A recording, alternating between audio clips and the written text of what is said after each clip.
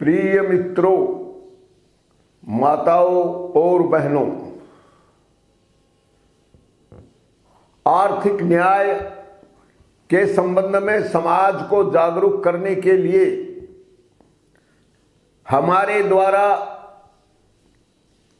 आपके सहयोग से यह जो कार्यक्रम चलाया जा रहा है, यह पूरी तरह जनता को जागृत करने के लिए है। लेकिन हम इस बात को स्वीकार करते हैं कि आज जो भी आर्थिक नीतियां हैं, जो भी समाज में न्यायपूर्ण वितरण की जो प्रणाली होनी चाहिए, उसका पूरी तौर पर पूरी दुनिया में अभाव है। इसलिए हम आर्थिक न्याय की जिस नीति के ऊपर, आर्थिक नीति के ऊपर हम चलाना चाहते हैं, उसका कौन शत्रु है, कौन मित्र है, इसके ऊपर आपको अपना ध्यान देना चाहिए। जैसा कि आप समझते भी होंगे कि अगर आप अपने जीवन को सुरक्षित रखना चाहते हैं तो आपको अपने शत्रुओं की जानकारी भी सबसे पहले होनी चाहिए। हम आर्थिक न्याय की अवधारणा उसको तो स्पष्ट करते ही जा रहे हैं, लेकिन आज पूरी दुनिया में जो सारी दुनिया के शासक कहे जाने वाले लोग हैं, उनके ऊपर आपका ध्यान केंद्रित करते हैं। आप जानते हैं कि पूरी दुनिया में लगभग 200 देश या इससे भी कुछ ज्यादा अपने अपने छोटे बड़े राज्य एक गिरोह की तरह चला रहे हैं। इनमें से कई अत्यंत गरीब हैं और कुछ पूरी तरह संपन्न हैं, सब प्रकार की शक्ति से संपन्न हैं। जब हम सब प्रकार की शक्ति से संपन्न की बात करते हैं तो उसमें आर्थिक शक्ति के साथ साथ सामरिक शक्ति भी विशेष रूप से महत्वपूर्ण होती है। अर्थात अगर आप व्यावहारिक दृष्टि से देखें, संयुक्त राष्ट्र संघ की बात करें या अन्य वैश्विक संस्थाएं जो पूरी धरती के ऊपर आर्थिक नीतियों के ऊपर अपना नियंत्रण करती हैं, वे कौन शक्तियां हैं, इनके ऊपर आप ध्यान दीजिए। अगर इस दृष्टि से विचार करेंगे तो पूरे विश्व में 2 प्रकार के देश कहे जा सकते हैं। एक वे जो आर्थिक दृष्टि से बाकी दुनिया के देशों से बहुत अधिक संपन्न हैं। इनमें किन किन की गिनती की जा सकती है, इसको बहुत थोड़े उसके साथ हम आपके सामने रख रहे हैं। लेकिन एक बात मैं बता दूं कि जो लोग आर्थिक दृष्टि से शक्ति संपन्न हैं, वही लोग सामरिक दृष्टि से भी शक्ति संपन्न हैं। आप, हालांकि यह पूरी तरह सच नहीं है, कुछ लोगों ने आणविक क्षेत्र में मारक हथियारों की दौड़ में सबसे आगे निकलने के लिए भारी प्रयास किए हैं, जिनमें आप रूस, चीन, यूक्रेन, अमेरिका, फ्रांस, भारत का नाम तो बहुत पीछे जुड़ आता है, इटली और अन्य कुछ देश, जर्मनी आदि उस मामले में आगे हैं। ये सारे के सारे कुछ देश जो संपन्न देशों के नाम से जाने जाते हैं, इन्होंने अपने अपने संगठन भी बना रखे हैं और इन संगठनों का उद्देश्य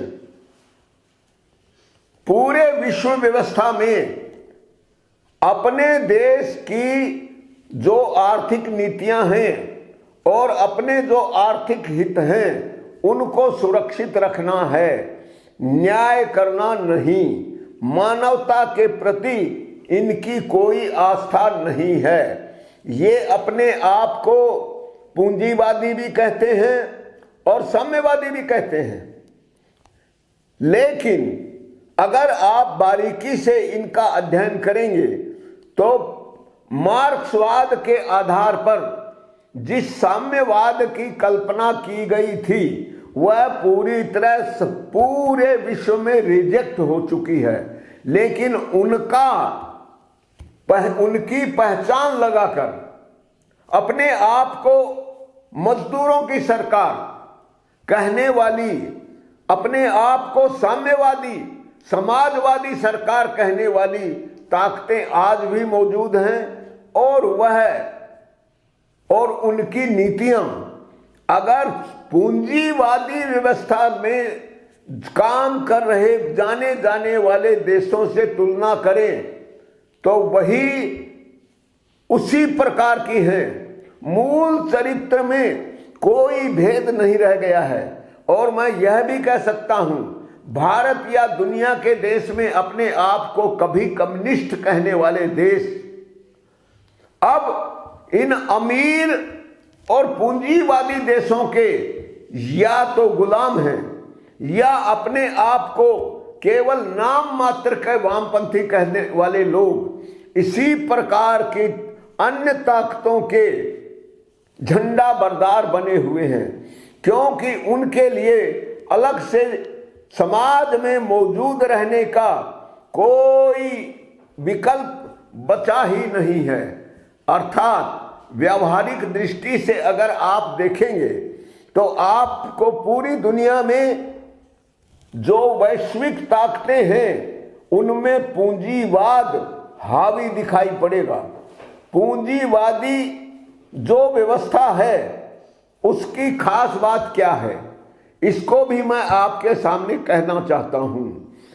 पूंजीवादी देशों में जो आर्थिक नीतियां अपनाई जाती हैं, अपनाई जा रही हैं, उन सब में मुट्ठी भर लोगों के पास सारी समाज की संपत्ति निरंतर जमा होती रहे और समाज का बाकी विशाल वर्ग अभाव, अन्याय, शोषण, उत्पीड़न, लाचारी और अभाव की स्थिति में हमेशा पड़ा रहे।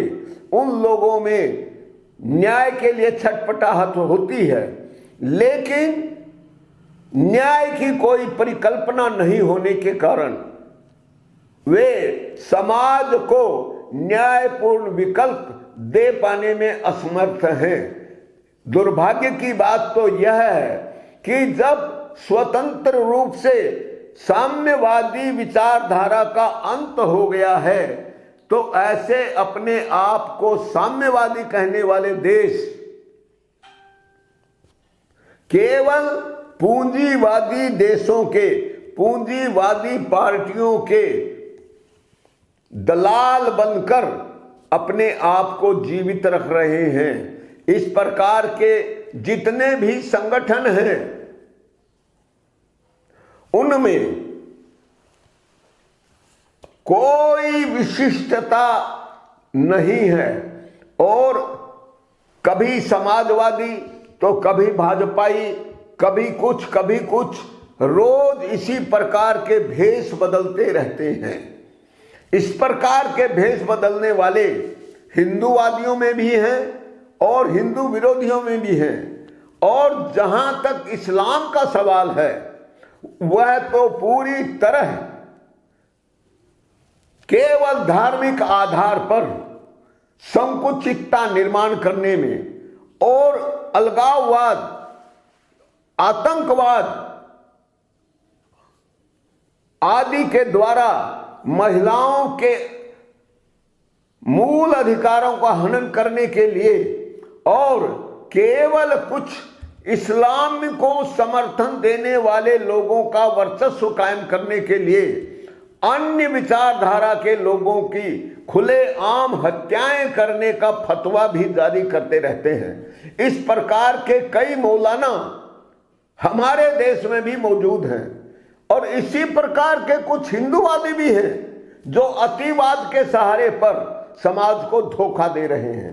इसलिए भाइयों, हमारी बात को पूरी गंभीरता से लें और इसीलिए राजनीति के दुष्चक्र में पड़कर आप हमारी बात को भी गलत अर्थों में न कभी विश्लेषण करें, क्योंकि हम पूरी तरह स्पष्ट कर देना चाहते हैं कि हमारी प्रतिबद्धता, हमारी निष्ठा केवल और केवल मानवता के प्रति है, केवल न्याय के प्रति है और न्याय की इस सोच में हम आर्थिक न्याय को ही सर्वोपरि मानते हैं, जिसके ऊपर हम बार बार आपका ध्यान केंद्रित करते जा रहे हैं।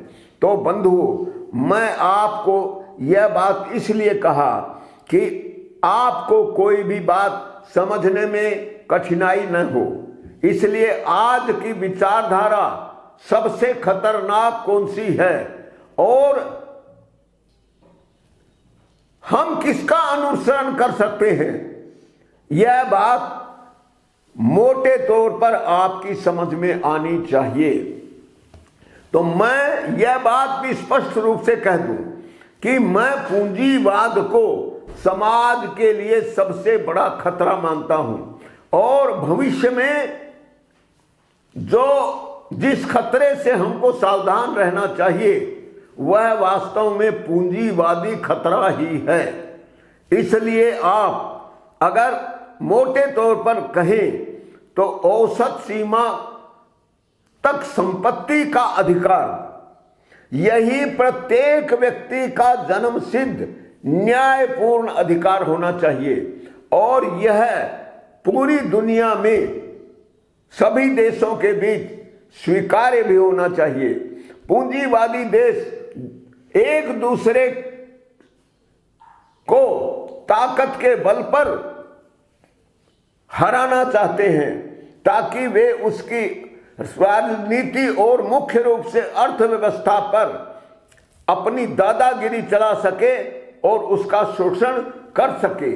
उस दृष्टि से अगर कहूं तो पूरी दुनिया में दो तरह के देश हैं। एक वे देश जो कर्ज देते हैं, पूरी दुनिया को कर्ज देते हैं। अब देख लीजिए आप इसमें कौन है और कौन नहीं है, इसमें आप खुद अपनी बुद्धि लगाएं, क्योंकि आप बहुत क्षेत्रों में मेरे से कई गुना जानकार हो सकते हैं। आपके पास जो जानकारियां होंगी वो बिल्कुल ताजा होंगी और मेरे पास जो जानकारियां होंगी वह पुरानी या बासी होंगी। इसलिए मैं वहां पर आपकी बात को पूरा महत्व देना चाहता हूं और बात को केवल अपने तक सीमित रह के नहीं कहना चाहता और इसीलिए आपकी सक्रिय भागीदारी उसमें नितांत आवश्यक है। इसलिए बंधुओं, अगर इस दृष्टि से आप विचार करें तो जितने वैश्विक संगठन हैं, चाहे वो WTO हो, चाहे WHO हो, विश्व स्वास्थ्य संगठन या दुनिया भर की ओर जो आर्थिक दृष्टि से सहायता देने वाली या कर्जा देने वाली या बिना किसी ब्याज के तक के कर्जा देने वाली जितनी संस्थाएं हैं, MFS वगैरह जैसे जिसका मैंने सुना है, इन सबको आप समेटकर एक बात देख लीजिए, जो कर्जा देने वाली संस्थाएं हैं ये मुखौटा लगाकर आपको धोखे में डालती हैं, क्योंकि मूल रूप से कर्जा आता कहां से है? तो कर्जा केवल धनी देशों से ही मिल सकता है, जिनके पास पूरी दुनिया की अधिकांश संपत्ति केंद्रित है और उनमें भी कुछ लोगों के पास, अर्थात ये जितनी भी बड़ी बड़ी शक्तिशाली आर्थिक ताकतें हैं, ये सब हमारी शत्रुता की श्रेणी में आएंगी। क्यों? क्योंकि ये प्रकारांतर से पूरे समाज को गफलत में डालती हैं। और आपको मैं बता दूं कि अनेक इस प्रकार के एनजीओ या नॉन एनजीओ संगठन कार्य कर रहे हैं और विश्व की जितनी भी सरकारें हैं, अब उसमें विचारधारा का कोई संकट नहीं है, वे सारी की सारी पूंजीवादी हैं। क्योंकि नाम चाहे कुछ भी रखा हो, किंतु ये सारी की सारी केवल सत्ता पर निर्भर है और सत्ता यदि इनके हाथ से निकल जाए तो फिर इनका क्या होगा? वो चाहे समाजवादी पार्टी हो या बीजेपी हो या दुनिया भर के संगठन हैं, उनकी बात आप कहते हो, ये सारे धर्म गुरु भी इन्हीं के पीछे लगू हैं। क्योंकि यह भी कहीं ना कहीं केवल अर्थ पर, अर्थ की ताकत पर टिके हैं। और इसलिए बंधुओं, आपको सतर्क रहने की ज्यादा आवश्यकता है। इसलिए आज वैश्विक स्तर पर जो विश्व स्वास्थ्य संगठन है, वह भी समाज के साथ षड्यंत्र कर रहा है। कैसे षड्यंत्र कर रहा है? कोरोना के नाम पर नए नए वेरिएंट इनका खुलासा करता रहता है। कमाल की बात तो यह है कि कोरोना जैसी महामारी से लड़ने के लिए केवल एलोपैथ विशेषज्ञों को ही सारी सरकारों ने अनुमति दी है। यह एक सोचा समझा षड्यंत्र है। इस षड्यंत्र की पुष्टि मैं करता हूं। देखा यह जाना चाहिए कि किन देशों में यह फैल रहा है और उन देशों के लोगों की जो रोग प्रतिरोधक क्षमता, प्राकृतिक रूप से जो रोग प्रतिरोधक क्षमता है, वह किन देशों में ज्यादा है। तो आप पाएंगे कि आयुर्वेद शिक्षा प्रणाली यह केवल एक चिकित्सा प्रणाली नहीं है, बल्कि यह एक संपूर्ण जीवन को सुखी रखने के लिए, व्यक्ति के जीवन को पूरी तरह रोग मुक्त और समृद्धिशाली बनाने के लिए भारत के ऋषि मुनियों द्वारा खोजी गई, निरंतर पालित और पोषित सबसे अच्छी चिकित्सा प्रणाली है। और उसी के कारण भारत के रसोई घरों में और जो स्वस्थ जीवन के आचार विचार के नियम हैं, वे सारे आयुर्वेद के आधार पर निर्मित हैं। और यही कारण है भारत की रसोई में जो खाना बनता है, वह भारत के हर व्यक्ति की जो रोग प्रतिरोधक स्वाभाविक क्षमता है, उसमें वृद्धि कर देता है। इसलिए दुनिया के बहुत से धनी देशों में, सारी दुनिया में ये कोरोना नाम का संकट फैल रहा है। लेकिन अभी जो वेरिएंटों में लगातार बदलाव आया, तो प्रारंभ में यह वेरिएंट का जो स्वरूप शुरू में फैला था, वह बहुत मारक था। उसमें पूरी दुनिया में हाहाकार मच गया। उसमें बीमार होने वाले और मरने वालों की संख्या सबसे ज्यादा थी। लेकिन आज जो ओमिक्रॉन के नाम पर नया वेरिएंट आ रहा है, अनुभव बताता है कि वह फैलता जल्दी है लेकिन मारता कम है। तो फिर कौन सा खतरनाक हुआ? वास्तव में वह खतरनाक हुआ जो मारता ज्यादा था। फैलने वाला सर्दी जुकाम की तरह पैदा होता है, लेकिन वह मारता नहीं है। लेकिन भारत सरकार उस आधे अधूरे वैक्सीन के बारे में प्रचार कर रही है। जो केवल एलोपैथ डॉक्टरों की सलाह से उन्हीं को विशेषाधिकार या एकाधिकार देकर जिस पर शोध हो रहे हैं। मेरा आपसे निवेदन है कि भारत सरकार जो भारतीयता, जो सनातन धर्म की दुहाई देती है, वह आयुर्वेद के नाम पर प्राचीन ऋषि मुनियों द्वारा खोजी गई बहुत अच्छी जीवन प्रणाली के आधार पर इस कोरोना के संकट से जूझने की दवा को खोजने का अधिकार ये आयुर्वेद के विशेषज्ञों को क्यों नहीं देती। और इसलिए मेरा यह निवेदन है, भारत सरकार से भी निवेदन है कि वह केवल एलोपैथ पर निर्भर न रहे। और अगर आप अनुभव की बात करें तो आज पूरी दुनिया इस बात को मान चुकी है, एलोपैथ का पूरी दुनिया में जो विस्तार हुआ है यह इसकी दुष्टतापूर्ण प्रवृत्ति के कारण हुआ है। एलोपैथ डॉक्टर अपने मरीजों का दोहन करने के लिए पूरी तरह बदनाम हैं। वे इस प्रकार की बदनामी के बावजूद आज सबसे व्यस्त, सबसे संपन्न डॉक्टर कहे जाते हैं। और इसी के कारण आज के जो हमारे भारतीय युवा हैं वे एलोपैथी की ओर तो दौड़े चले जा रहे हैं, लेकिन आयुर्वेद के प्रति या होम्योपैथी के प्रति उनका वह रुझान नहीं है। यह साधारण बात नहीं है। मैं आपका ध्यान इस बात की ओर आकृष्ट करना चाहता हूं, यह सोचा समझा एलोपैथ का चरित्र है और इसका उद्देश्य येन केन प्रकारेण पूरे समाज को दोहन का शिकार करना और मुट्ठी भर लोगों के पास सारी संपदा का इकट्ठा करना है। और यही स्थिति शिक्षा प्रणाली की है।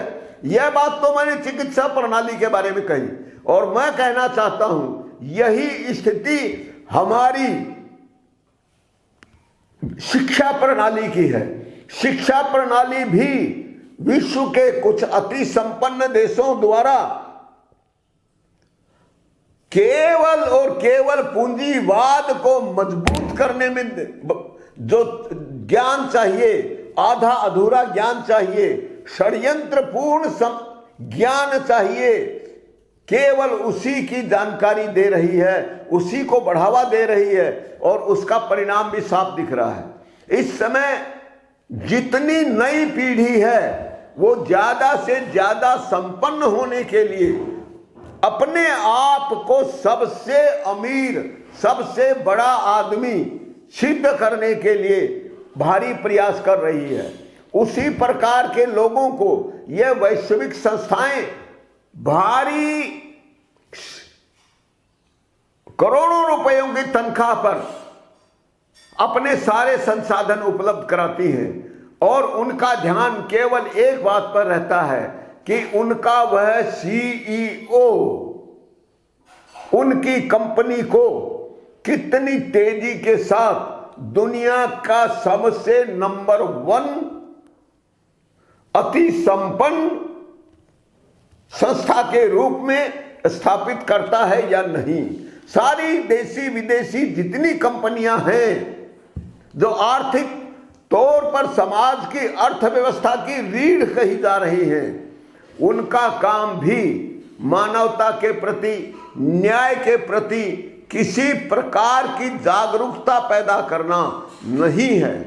और आज के सारे मान्यता प्राप्त बुद्धिजीवी, अर्थशास्त्री हो, समाजशास्त्री हो या फिर दुनिया के किसी भी ज्ञान के ज्ञाता होने का बड़े से बड़ा सर्टिफिकेट उनके पास क्यों न हो, ये सारी की सारी पूंजीवाद के पक्ष में काम कर रही हैं। इसलिए बंधुओं, हम जो जागरूकता का अभियान चला रहे हैं, अगर आप इसके ऊपर पूरी गहराई से बात करेंगे तो आपको यह बात समझ में आ जाएगी कि पूरी दुनिया में गंभीर आर्थिक असमानता, अर्थात एक तरफ मुट्ठी भर लोगों की अति संपन्नता और दूसरी तरफ समाज में फैली भयावह दरिद्रता,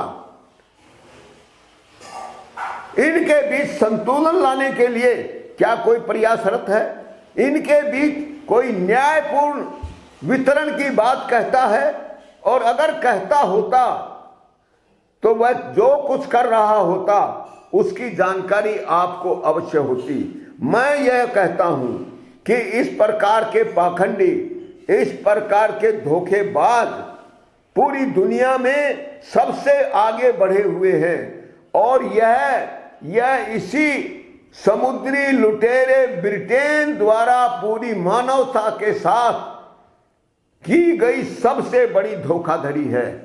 इस आज जो पूंजीवाद है, इसका जन्मदाता कौन है? ब्रिटेन है, जो न्याय के प्रति कभी भी जिम्मेदार नहीं रहा और आगे भी नहीं रहेगा। क्योंकि एक समय था जब ब्रिटेन ने अपनी तिकड़म, अपनी बेईमानी, अपनी धूर्तता और अपनी चालबाजी के कारण पूरी दुनिया पर कब्जा कर लिया। किंतु आप जानते हैं कि ब्रिटेन की अपनी धरती में कुछ नहीं होता। उसके नीचे या तो बालू है और या फिर कोयला, घटिया कोयला। इसलिए उनकी जो अर्थव्यवस्था है वो कभी भी दुनिया में मजबूत नहीं हो सकती। लेकिन इन्होंने जब ये दुनिया आधी से ज्यादा दुनिया के शासक बने थे, उस समय पूरी दुनिया को लूट लूट कर जो धन इकट्ठा किया उसको बड़ी कुशलता से उसने छिपा दिया। कहां छिपाया? इसके ऊपर मैं आपको कई बार बता भी चुका हूं। और यह और कोई देश नहीं, स्विट्जरलैंड कहा जाने वाला दुनिया का देश है, जहां बैंकों की गोपनीयता की व्यवस्था इतनी मजबूत है कि वह खुलकर कहता है कि उनकी बैंकों में यदि कोई चोर, कोई डकैत, कोई धोखेबाज, कोई हत्यारा, कोई भी व्यक्ति या सत्ता के बल पर अपने देश को लूटकर स्विट्जरलैंड की बैंकों में अगर कोई धन जमा करता है तो वह पूरा आश्वासन देता है कि किसी को भी डरने की आवश्यकता नहीं, क्योंकि उसकी बैंकिंग व्यवस्था इतनी मजबूत है कि कोई भी व्यक्ति उसकी जानकारी नहीं ले सकता। और यह बात काफी सीमा तक सही है।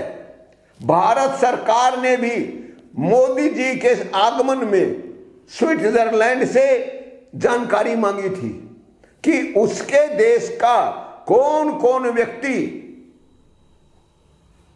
स्विट्जरलैंड की बैंकों में धन जमा किया है। तो उसने भारत सरकार को सही जानकारी नहीं दी और भारत सरकार ने भी बारीकी से उसको लेने का जो अपना कर्तव्य था वह पूरा नहीं किया। अधूरा क्या था? उसने साफ कहा स्विट्जरलैंड की सरकार ने कि वह भारत सरकार को सारी मांगी गई जानकारियां देने को तैयार है, लेकिन वह यह जानकारी अपने देश की सारी जनता को नहीं देगी। इसका वचन पहले ही इसने स्विट्जरलैंड की सरकार ने मोदी सरकार से प्राप्त कर लिया और मोदी सरकार को जो जानकारियां मिली, अब उसके बारे में आपको क्या कहना है? ये काला धन समाप्त करने की बातें बकवास के रूप में तो खूब होती हैं, लेकिन असलियत को कोई समझने का प्रयास नहीं करता। असलियत क्या है? जो स्विट्जरलैंड की सरकार ने मोदी जी को जानकारी दी, क्या मोदी जी को वह जानकारी पूरे देश की जनता को नहीं देनी चाहिए थी? और नहीं तो उस जानकारी को लेने का क्या मतलब हुआ? अगर उसी कुछ अमीर, धोखेबाज, बेईमान और सत्ता में रहकर अपनी अकूत संपत्ति इकट्ठा करने वाले लोगों का भेद समाज के सामने कैसे आएगा? आज की वस्तु स्थिति की सही जानकारी कहां से मिलेगी? तो बंधुओं, मैं राजनीति से किनारे रहते हुए मोदी जी से इस बात का निवेदन करता हूं। मोदी जी से क्यों करते हैं? यह बात भी आपकी समझ में आनी चाहिए।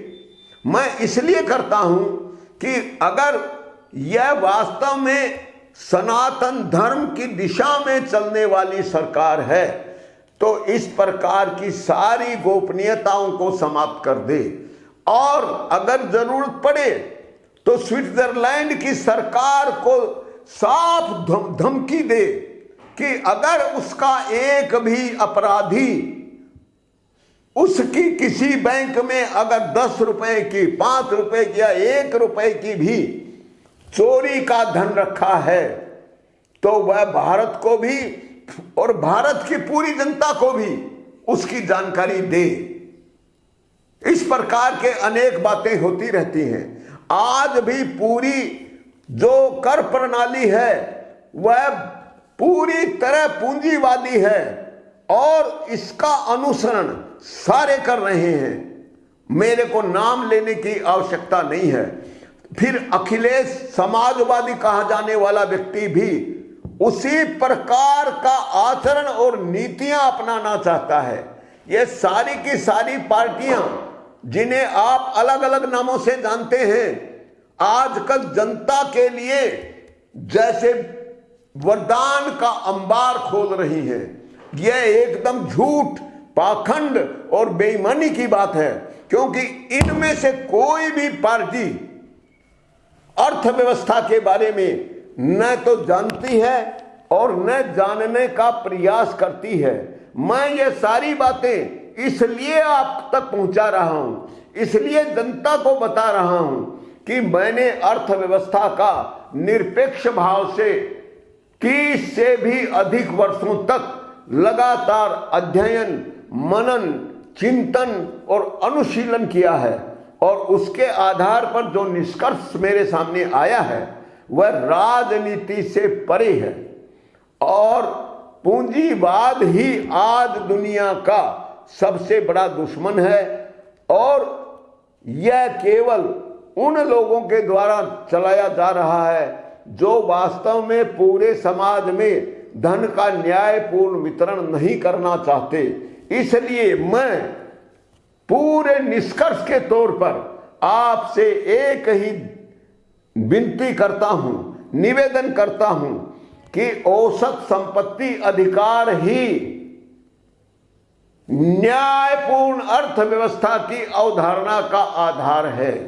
और अगर हम एक बात को स्वीकार कर लें कि औसत संपत्ति से अधिक संपत्ति रखने वाला कोई भी व्यक्ति उसका मालिक नहीं माना जाना चाहिए, बल्कि वह समाज का कर्जदार माना जाना चाहिए, और कर्जदार के ऊपर ब्याज की दर से संपत्ति कर लगना चाहिए, चाहे वह किसी भी जाति का हो, कितनी भी बड़ी डिग्री उसके हो पास हो, वह किसी भी देश में रहने वाला हो, और वह किसी भी पद पर क्यों न बैठा हो, वह सबसे बड़ा शासक भी है तो उसे इस बात को स्वीकार करना चाहिए। और मेरा फिर अपने देश के प्रधानमंत्री माननीय नरेंद्र मोदी जी से निवेदन है कि अगर उनकी प्रतिबद्धता वास्तव में मानवता के प्रति है, भारतीय सनातन ज्ञान, निष्ठा और न्याय के प्रति है, तो उसे अविलंब मुट्ठी भर अमीरों की संपत्ति को समाज की जानकारी के लिए खुला कर देना चाहिए। उसे कहीं पर भी गोपनीयता का कोई आवरण नहीं देना चाहिए। बाकी कुछ तो इस देश की जनता के सामने सहज रूप से स्पष्ट हो जाएगा, और पूंजीवाद का जो शिकंजा जो पूरी दुनिया के गले में पड़ा हुआ है यह बाहर आने लगेगा। और उस स्थिति में ही यह जो घातक हथियारों की, अत्यंत विनाशकारी हथियारों की जो होड़ चल रही है, इससे भी दुनिया को मुक्ति मिलेगी। और पूरी दुनिया में सुरक्षा के नाम पर, युद्धों के नाम पर जो भयावह प्राकृतिक संसाधनों का विनाश हो रहा है, उससे भी मुक्ति मिलेगी और शुद्ध लाभ हर व्यक्ति को सहज रूप से प्राप्त होने पर गरीबी नाम की कोई चीज का भी कोई अस्तित्व नहीं रहेगा। मैं यह बात बार बार आपको समझा रहा हूं। मेरा दुनिया के अमीरों से भी कोई झगड़ा नहीं है, लेकिन औसत सीमा से ज्यादा संपत्ति अधिकार अगर किसी एक भी व्यक्ति को मिलता है, चाहे किसी भी पद के कारण क्यों न मिलता हो, तो वह पूरी दुनिया का विनाश करने के लिए सबसे खतरनाक है। और इसीलिए मैं सारी बातों के निष्कर्ष के रूप में एक ही बात कहता हूं, औसत संपत्ति अधिकार न्यायपूर्ण अधिकार है और यह हर एक व्यक्ति को सहज रूप से भय मुक्त और अभाव मुक्त जीवन प्रदान कर सकता है। और यदि आप वास्तव में उसी मानवता की स्थिति पर निष्ठा रखते हैं, तो मैं आपसे बस यही निवेदन करता हूं कि औसत सीमा से ज्यादा संपत्ति पर ब्याज की दर से जो संपत्ति कर आए, इसके अलावा दुनिया में कोई भी दूसरा कर लगाया नहीं जाना चाहिए। और बजट का, सरकार के बजट का खर्च काटकर शुद्ध लाभ को हर व्यक्ति को उसके जन्म सिद्ध न्यायपूर्ण अधिकार के रूप में बिना किसी भेदभाव के निरंतर वितरित करते रहना चाहिए। मैं फिर इस बात को दोहराता हूं, उससे गरीबी का अंत होगा, उससे आपस में वैमनस्यता का, शत्रुता का अंत होगा। हर व्यक्ति भयमुक्त और अभाव मुक्त जीवन सहज रूप से जी सकेगा। दुनिया का सबसे कमजोर, सबसे अज्ञानी, सबसे मूर्ख और नासमझ व्यक्ति भी एक विशाल परिवार में एक अयोग्य व्यक्ति, अक्षम व्यक्ति के रूप में यह तो रहेगा और उसे समाज बहुत अच्छी तरह प्रेम पूर्वक पालन पोषण कर सकेगा। ऐसे लोग कभी पैदा होने बंद नहीं होंगे जो मानवता के प्रति यह निष्ठा नहीं रखते हों, और ऐसे लोग भी समाज में नित्य पैदा होते रहेंगे जिनका की बाहरी पहचान, जन्म से पहचान चाहे जो भी हो, लेकिन जो मानवता के लिए अभिशाप होंगे। आपको इन दोनों का भेद अच्छी तरह पहचानना चाहिए और विश्व व्यवस्था बनाने के लिए न्यायपूर्ण आर्थिक नीतियों को भली प्रकार समझते हुए उसका समर्थन करना चाहिए और उसी के पक्ष में उठ खड़े होना चाहिए। फिर वह कोई भी पार्टी की बात, कोई भी कुछ भी क्यों न कह रहा हो, क्योंकि जब सबका जीवन सुखी होगा तो फिर किसी के मन में भी मनोमालिन्य और असंतोष की बात नहीं होगी और सभी लोग मित्रवत एक विशाल परिवार की तरह सुख के साथ जीवन यापन कर सकेंगे। यह बात हर व्यक्ति के गले तक आने लगेगी तो आपको यह कठिन काम, यह असंभव काम बहुत ही सरलता पूर्वक होता हुआ दिखाई पड़ेगा। और हमारा अब जो यह प्रयास चल रहा है, हमारे अनुमान के अनुसार अब पूरी दुनिया में न्यायपूर्ण अर्थव्यवस्था तक बात पहुंचाने में ज्यादा समय नहीं लगना चाहिए। लेकिन दूसरी तरफ मैं इस बात को भी अच्छी तरह समझ रहा हूं कि छोटा सा यह प्रचार आप तक कितना पहुंचता है, आप इसके पक्ष में कितना खड़े होते हैं, यह भी एक विचारणीय विषय है।